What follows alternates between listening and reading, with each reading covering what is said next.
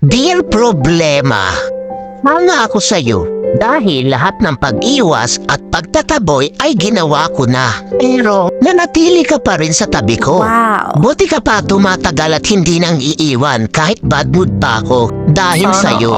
Kaya lang, napapagod na talaga ako sa'yo. Pwede bang tantanan mo na ako? I-give mo na ako, please.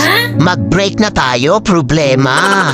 Hindi na kita kayang tagalan. Kaya, iba na lang mahalin mo. Mababaliw na ako kaiisip sa'yo. Pwede, ikaw na lang mag-isip sa akin. Ikaw naman mamroblema sa akin. At nakakapagtaka ka rin problema, no?